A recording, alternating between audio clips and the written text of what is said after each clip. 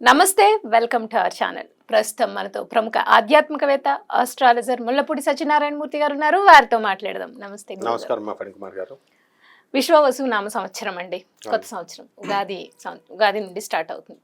So ఎప్పుడు కూడా అయిపోయిన సంవత్సరం ఎప్పుడు మనం కష్ట నష్టాలు అన్ని అనుభవిస్తాం కాబట్టి రాబోయే సంవత్సరం మీద ఒక హోప్ ఉంటుంది.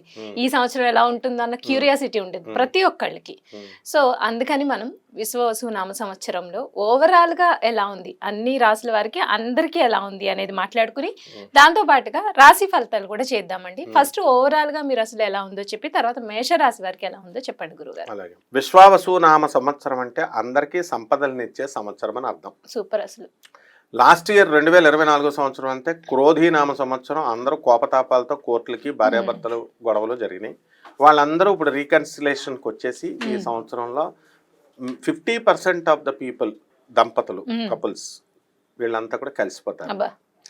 50% ఆఫ్ ద సివిల్ కేసెస్ ఇవన్నీ కూడా ఎవరి పొలాలు వాళ్ళకి వచ్చేయడం, హాస్టల్ కోర్టులో కేసెస్ అయిపోవడం జరుగుతుంది. ఈ సంవత్సరం రాజు సూర్యుడు, మంత్రి చంద్రుడు. కాబట్టి ఇంకేం కావాలి మనకి? రాజు కరుణామయుడై ఉంటాడు. అంటే రవి ఇప్పుడు కూడా స్ట్రిక్ట్ గా ఉంటాడు కానీ లోపల చాలా కరుణ ఉంటుంది. అందువల్లనే ఆ సూర్యనారాయణమూర్తి సింహరాశి వాళ్ళు, వీళ్ళకి ఏంటంటే వాళ్ళని ఎదురించకూడదు మనం. అందువలన ఈ యొక్క సంవత్సరంలో మనము ఎలా ఉంటుంది అంటే రాజు మంచివాడై ఉన్నాడు, మంత్రి చంద్రుడై ఉన్నాడు కాబట్టి, మళ్ళీ సైన్యాధ్యక్షుడు రవి అయి ఉన్నాడు కాబట్టి మనం ఈ సంవత్సరం బ్రహ్మాండంగా ఉంటుంది. భూకంపాలు ఉండవు, అస్సలు ఉండవు. ఏదో చిన్నది ఏ మూలనో ఎప్పుడో వస్తాయి కానీ మేజర్ గా ఉండవు. వర్షాకాలం మనకు రాబోతుంది, పుష్కలమైన వర్షాలు వస్తాయి. ఎందువల్లంటే ఏమండి రవి గట్టిగా ఉన్నాడండి అందుకని రావేమో అండి అనుకుంటారు, కాదు.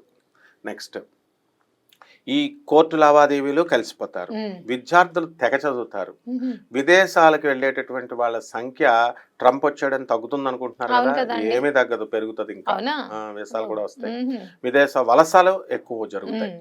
అండ్ చేపల రొయ్యల చెరువులు బాగా పెడతారు జనం. ఇంతకుముందు చేపలు టపీమని చచ్చిపోయే రొయ్యలు, ఇప్పుడు అలాంటివి ఉండవు. నెక్స్ట్ రైతులు బ్రహ్మాండమైనటువంటి పంట చేస్తారు, కాస్ట్లీ గ్యాడ్జెట్స్ కొంటారు, ఖరీదైన వస్తువులు ఇళ్లల్లో. అయితే వైవాహిక జీవితాల దగ్గరికి వచ్చేసరికి దాంపత్యం మీద ప్రతి ఒక్కళ్ళు కూడా అసలు ఇది కలియుగం అంటే కామయుగం.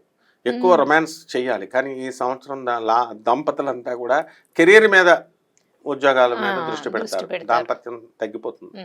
అందువలన సంతానోత్పత్తి తగ్గిపోతుంది ఈ సంవత్సరం, పిల్లల సంతానం మీద అంతా కూడా. అలాగే వృత్తి మీద ఎక్కువ కాన్సన్ట్రేషన్ చేస్తారు. రాజకీయ నాయకులకి కొత్త కొత్త పోస్టులు వస్తాయి, కొత్త కొత్త పార్టీలు పుడతాయి.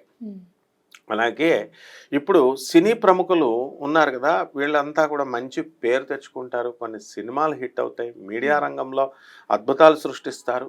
అండ్ Y2K వచ్చేసింది, ఇప్పుడు డీక్సీక్ ఇలాంటి సాఫ్ట్వేర్లు వచ్చేసినాయి. అందువలన మనకి ఫ్రీగా మనకి ఈ యొక్క ఆర్టిఫిషియల్ ఇంటెలిజెన్స్ లో మనం అద్భుతాలు సృష్టిస్తాం. అంటే ఫ్రీగా యాప్స్ రాగానే చూస్తారు, ఇంతకు ముందు మనం మినిమం సబ్స్క్రిప్షన్స్ పెట్టి చూడాలి. ఈ విధంగా మనకి అన్ని వర్గాల ప్రజలకి కూడా, ముఖ్యంగా లేబర్, కష్టాన్ని నమ్ముకున్నటువంటి వాళ్ళకి వాళ్ళ దానికి తగ్గట్టుగా సంపద వస్తుంది, ఫలితం వస్తుంది. అండ్ యాంకర్లు, సినిమా హీరోయిన్ లాగా వాళ్ళ యొక్క చార్మ్ పెరుగుతుంది. అండ్ ఈ సంవత్సరం అంతా కూడా డామినేషన్ అన్నమాట. అంటే ఎవరి వృత్తుల్లో వాళ్ళ డామినేషన్. అలాగే ఫ్యామిలీలో లేడీ డామినేషన్ ఎక్కువ అవుతుంది, మంత్రిత్వం చేస్తారు భార్యలు. ఇంతకుముందు పాపం భర్తలను ఎలా కంట్రోల్ చేసుకోవాలో తెలియక వాళ్ళు మామూలుగా డైరెక్ట్ అడుగుతారు. ఇప్పుడు ఏమంటారు, ఇప్పుడు చూడండి, ఇంతకుముందు ఎగ్జాంపుల్ చెప్తాను. ఒక పెళ్లి సంబంధం బాగాలేదనుకోండి, నచ్చలేదు, కట్నం అవతల తక్కువ ఇస్తున్నాడు, అందుకని వీళ్ళు ఏం చెప్తారు తెలుసా, డైరెక్ట్ ఏమండి మీరు కట్నం తక్కువ ఇస్తున్నారు అందుకు మీ సంబంధం మాకు వద్దు అని చెప్పరు.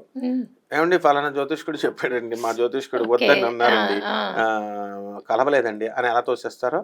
ఇది వరకు సినిమాకి తీసుకెళ్ళు, నగల కొను, చీరలు కొను అని అడిగేవారు పాపం ఆడవాళ్ళు. ఇప్పుడు అట్లా అడగరు అన్నమాట. ఇప్పుడు ధనత్రయోదశి వచ్చింది, నువ్వు బంగారం కొనిపెట్టాలా, కుబేర ఇది కొంటే నువ్వు కోటీశ్వరుడు అవుతావు, లేదంటే నీ ఉద్యోగం ఊడిపోతుంది అని ఒక సింపుల్ గా మంత్రిత్వం. చంద్రుడు కదా చెప్పగానే వీడికి నిజంగానే సాఫ్ట్వేర్ రిసెషన్ లో ఉంది, ఎక్కడ ఉద్యోగం ఊడిపోతుందో అని చెప్పి భయం వేసి వీడు కొంటాడు. అలాగే చీరలు, ఒక కొత్త పండగను సృష్టిస్తారు అవసరమైతే. ఆ పండగతో చక్కగా ఈ చీరలు కొనాలి ఇలాంటి రూల్స్ అన్నీ కూడా అంటే తెలివితేటల. వృషభ రాశి ఫలితాలు ఎలా ఉన్నాయి చెప్పండి గురుగారు. వృషభ రాశి వారికి శ్రీ విశ్వావసునామ సంవత్సరం 2025 సంవత్సరంలో మనకి అద్భుతంగా ఉంది అని చెప్పాలి. మొన్నటిదాకా లాభంలో ఉన్నటువంటి రాహువు ఇప్పుడు మనకి రాజ్యస్థితిగతుడు అవుతున్నాడు.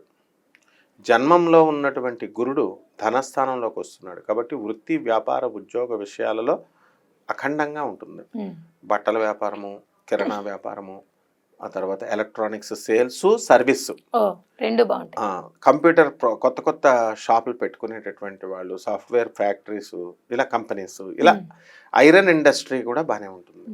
కాబట్టి లాభంలోకి మార్చి 29, 2025 సంవత్సరం తర్వాత శని లాభంలోకి రాబోతున్నాడు. కాబట్టి ఇనుము సంబంధించినటువంటి బిజినెస్లు, స్క్రాప్ ఐరన్ బిజినెస్ చేసినా కూడా అద్భుతంగా ఉంటుంది. ఆయిల్ ఇండస్ట్రీస్ మంచి రేడింపు ఉంటుంది. టాటా స్టీల్స్ ఇలాంటివన్నీ కూడా షేర్స్ అందులో పెట్టుకున్నటువంటి వాళ్ళ షేర్లు బాగా పెరుగుతాయి. అలాగే ఈ యొక్క కుజగ్రహం మనకి ఏప్రిల్ మే నెలల్లో కొంచెము మనకి కర్కాటక రాశిలో నేచపట్టి ఉండడం వల్ల కొంచెం వీళ్ళకి ధైర్యం సన్నగిలుతుంది. ఈ వృషభ రాశి వాళ్ళకి కెమికల్ ఇండస్ట్రీస్లో కొన్నటువంటి షేర్లు డౌన్లో ఉంటాయి. కాబట్టి వీళ్ళు కెమికల్ ఫ్యాక్టరీస్లో ఉన్నటువంటి ఉద్యోగాలు చేస్తున్నటువంటి వాళ్ళు జాగ్రత్తగా ఉండాలి, ప్రమాదాలు జరగడానికి అవకాశాలు ఉంటాయి. ఇక వృషభ రాశి వారికి స్త్రీ వలన ఒక భయము అనేటటువంటిది ఈ సంవత్సరంలో ఉంటుంది. అంటే భార్య కానీ అత్తగారు కానీ మరి వాళ్ళు చెప్పినట్టుగా వీళ్ళు అనుగుణంగా నడుచుకుంటే ఈ వృషభ రాశి వారికి ఏ విధమైన ప్రాబ్లము ఉండదు. ఎందువల్లంటే ఈ వృషభ రాశికి శుక్రుడు అధిపతి. ఆ శుక్రుడు మనకి ఈ సంవత్సరము ఇప్పుడు ప్రజెంట్ కూడా శుక్రుడు రాహుతో కలిసి ఉచ్చ స్థితిగతుడై ఉండి కూడా రాహుతో కలిసి అనేకమైనటువంటి సమీపంలో పాపగ్రహాలతో ఎక్కువ ఈ సంవత్సరం జరగడం జరుగుతోంది. కాబట్టి ముఖ్యంగా పాత కట్నాల కోసము, భార్య తరపు ఆదాయం కోసం ఇలాంటి వాటిపైన స్ట్రెస్ చేయకూడదు. భార్యకి Liberty and right to speech and ఆ ఫ్రీడమ్ ఇచ్చేసిన వాళ్ళకి బ్రహ్మాండంగా ఉంటుంది. ఇకపోతే రైతులు బ్రహ్మాండంగా సంపాదిస్తారు, కమిషన్ ఏజెంట్స్ సంపాదిస్తారు, రియల్టర్స్, తర్వాత బిల్డర్స్ ముఖ్యంగా బాగుపడతారు. అయితే ఇంకా ఈ సంవత్సరం అంతా కూడా ఈ యొక్క బిల్డర్స్కి ఇంకా పుంజుకోవాల్సినటువంటి అవసరం ఉంది. అలాగే ఈ యొక్క కెమికల్ ఇండస్ట్రీస్ ఇవి బాగుంటాయి. స్త్రీలు మనశ్శాంతితో ఉంటారు. అత్తల్ని, ఆడబడుచుల్ని అందరినీ కూడా మంచిగా చూసుకున్నటువంటి ఈ స్త్రీలకి గుర్తింపు లభిస్తుంది. అమ్మయ్య మమ్మల్ని అడిగి అన్నీ చేస్తున్నారు అని బాగుంటుంది. అయితే ఈ యొక్క వృషభ రాశి వారికి కేతువు అర్ధాష్టమంలో ఉండడం వలన విదేశాలకు వెళ్ళాలనుకునేటటువంటి వాళ్ళకి చాలా మంచి అవకాశాలు. ట్రంప్ కాదు కదా, ఎవ్వరు అడ్డొచ్చినా సరే ఈ వృషభ రాశి ప్రైవేట్ ఉద్యోగస్తులు యుఎస్ఏ వెళ్ళిపోతారు. ఆంక్షలు గేంక్షలతో స్టూడెంట్లకి ఇబ్బంది పెడుతున్నటువంటి పరిస్థితులను కూడా అధిగమించి ఈ వృషభ రాశి వారు విజయకేతనం ఎగరవేస్తారు. కాబట్టి సినీ సంగీత సాహిత్య రంగాలలో ఉన్నటువంటి వాళ్ళకి గుర్తింపులు గౌరవాలు, సినిమా యాక్టర్లకి మీడియా రంగంలో ఉన్నటువంటి వాళ్ళందరికీ కూడా గుర్తింపు గౌరవాలు, జీతభత్యాలు పెరగడాలు ఉంటాయి. ప్రభుత్వ ఉద్యోగాలు చేస్తున్నటువంటి వాళ్ళకి టీఏలు డిఏలు అరియర్స్లో కొన్ని రాష్ట్రాలలో ఆర్థిక కోశాగారంలో ట్రెజరీలో తక్కువగా డబ్బులు ఉండడం వల్ల జీతభత్యాలు అనేటటువంటివి గతంలో ఆపడం జరిగింది. కానీ ఈ విశ్వావసునామ సంవత్సరంలో ఆపకపోవడం అనేటటువంటిది ఉంటుంది. వన్ టైం సెటిల్మెంట్గా పెన్షనర్స్ కూడా ఇవ్వడం జరుగుతుంది. అండ్ కుటుంబం అంతా కూడా ఈ వృషభ రాశి వాళ్ళు సుఖ సంతోషాలతో ఉంటారు. ఒకే ఒక్క గండము ఏమిటంటే స్త్రీ వలన గండము. అంటే స్త్రీలతో జాగ్రత్తగా ఈ వృషభ రాశి వాళ్ళు పెళ్ళానే కదా మనం అంటే ఏం పర్వాలేదు అని సరదాగా ఉండకూడదు. ఇది చాలా గతంలో ప్రూవ్డ్ అనమాట. అందువలన ఈ ఒక్కటే కనుక వీళ్ళు చూసుకుంటే స్త్రీ శాపాన్ని నుంచి దూరంగా ఉంటే సరిపోతుంది. రైట్. అయితే వృషభ రాశి వారికి విశ్వవసునామ సంవత్సరం అన్ని విధాలా కలిసి రావాలంటే పాటించాల్సిన పరిహారాలు ఏంటండి? అలాగే వాళ్ళకి కలిసి వచ్చే అదృష్ట సంఖ్య, కలిసి వచ్చే రంగు, వారికి కలిసి వచ్చే వారం గురించి చెప్పండి. వృషభ రాశి వారికి ఈ సంవత్సరం కలిసి వచ్చేటటువంటి సంఖ్య 6, కలిసి వచ్చేటటువంటి రంగు పింక్ కలరు, కలిసి వచ్చేటటువంటి వారము శుక్రవారం. అలాగే కేతువు అర్ధాష్టమంలో ఉండడం వలన కేతువు బాగుండలేదు కాబట్టి కేతు జపము, కేతు స్తోత్రాలు, కేతు యొక్క దానికి ఆధిపత్యమైనటువంటి ఈ యొక్క ఉలవల్ని, కిలోంపావు ఉలవల్ని, చిత్రవర్ణం కలిగినటువంటి మల్టీ కలర్డ్ వస్త్రాన్ని ఇచ్చి పేద బ్రాహ్మణులకి సోమవారం నాడు ఉదయం 7 గంటలకి దానం చేయడం ఒక పద్ధతి.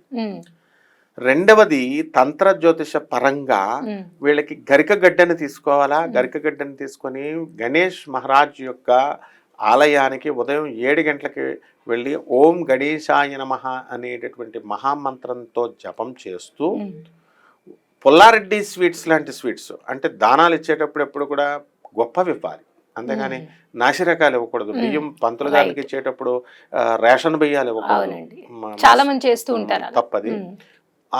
క్వాలిటీ ఉన్నటువంటి లడ్డూలను తీసుకెళ్ళి అక్కడ ఉన్నటువంటి వికలాంగులకి బెగ్గర్స్కి కనుక పంచుకున్నట్లయితే చాలా అద్భుతమైనటువంటి ఫలితాలు రావడానికి అవకాశాలు ఉంటాయి.